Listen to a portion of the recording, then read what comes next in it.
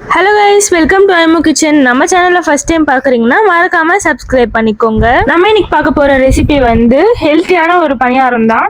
நீங்க வந்து ஹெல்த்தியா சாப்பிடணும் ஆனா டேஸ்ட்ல காம்ப்ரமைஸ் பண்ண மாட்டேன் அப்படின்னு நினைக்கிற ஆளுனா கண்டிப்பா இந்த மாதிரி ரெசிபியை ட்ரை பண்ணி பாருங்க ஒரு முறையாச்சு. இது கூடவே நான் பேன் கேக்கும் எப்படி செய்யணும்னு சொல்லுவேன். வாங்க இப்ப வீடியோக்குள்ள போலாம்.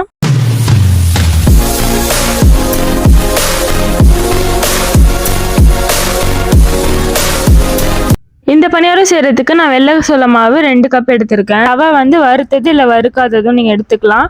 தயிர் வந்து புளிச்சது தான் கண்டிப்பாக எடுக்கணும். பணியாரம் மாவு ரெடி பண்ணுறதுக்கு பார்த்துக்கிட்டோம். இப்போ அதில் போட வேண்டிய இன்க்ரீடியன்ட் பார்த்துக்கலாம். பீன்ஸு, கேரட்டு, பச்சை மிளகா, வெங்காயம் 2 எடுத்திருக்கேன் நான், பெரிய சைஸ் வெங்காயம். அப்புறம் இஞ்சி வந்து ஒரு குட்டி சைஸு. இது எல்லாத்தையும் வந்து நம்ம நறுக்கி துருவி வச்சுருக்கோம். ஒரு கைப்பிடி அளவு கொத்தமல்லி. இப்போ இந்த மாவுலாம் நம்ம எடுத்து வச்சுருந்தோம் இல்லையா, அது எல்லாத்தையும் இதில் போட்டுக்கலாம். ஃபஸ்ட்டு சோள மாவு. இப்போ அடுத்து நம்ம ரவை சேர்த்துக்கலாம். இந்த ரவை தான் வந்து உங்களுக்கு கிறிஸ்பியாக இருக்கிறதுக்கு வந்து ஹெல்ப் பண்ணும்.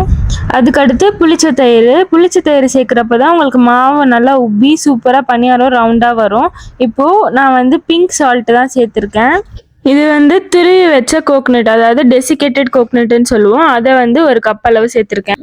இப்போ பணியார மாவு ரெடி. இதுக்கு தேவையான அளவு நம்ம தண்ணி விட்டுட்டு நல்லா ஒன்றும் போல் விடாமல் நல்லா கலக்கிக்கணும். நல்லா மாவு வந்து நம்மளுக்கு இந்த பதத்துக்கு வரப்போ தான் நம்ம என்ன பண்ணணும், நம்ம எடுத்து வச்சிருந்த காய்கறிலாம் இருக்கு இல்லையா, அதெல்லாம் இதில் வந்து நம்ம சேர்த்துக்கலாம்.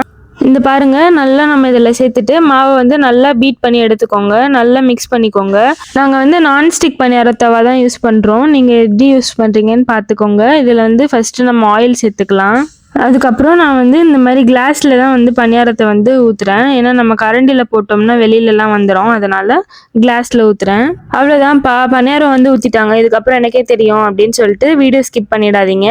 இப்போது இது வந்து பேன் கேக்கும் நம்ம செய்ய போகிறோம். இந்த மாதிரி பேன் கேக் தவா எங்ககிட்ட இருக்குது. இதுவும் நான்ஸ்டிக் தான். இந்த மாதிரி நீங்கள் வந்து நார்மல் தோசைக்கல் இருக்கு இல்லையா, அதில் கூட வந்து நீங்கள் செய்யலாம். ட்ரை பண்ணி பாருங்கள். இந்த மாதிரி செய்கிறப்ப என்ன ஆகுதுன்னா, இந்த கார்னர்லாம் இருக்கு இல்லையா, அந்த ரவுண்டெல்லாம், அதெல்லாம் வந்து செம்ம கிறிஸ்பியாக சூப்பராக இருக்கும். இப்போது நம்ம பணியாரம் வந்து சூப்பராக வெந்துருச்சு. இப்போ பாருங்கள், நான் ஒன்றா திருப்பிட்டு உங்களுக்கு காட்டுறேன். உண்மையிலேங்க இந்த பணியாரம் திருப்புறதுக்கு ரொம்ப பொறுமை வேணும். ஏன்னா டக்குன்னு இது திரும்ப மாட்டேங்குது. பார்த்தீங்களா எவ்வளோ அப்படியே தொல்லை கொடுக்குது. அவ்வளோதான், இப்போ நம்ம எல்லா பணியாரத்தையும் வந்து சூப்பராக திருப்பிட்டோம். இப்போ பேன் கேக்ஸ் நம்ம செஞ்சுட்டு இருந்தோம். அதில் வந்து லேசாக ஆயில் மட்டும் ப்ரஷ் பண்ணி விட்டுடலாம் மேலே. இப்போது ஒன்றா திருப்பி போட்டுக்கலாம், இல்லைன்னா மாவாக இருக்கும். அதனால் திருப்பி போட்டு நல்லா ஃப்ரை பண்ணிட்டு உங்களுக்கு நான் காட்டுறேன்.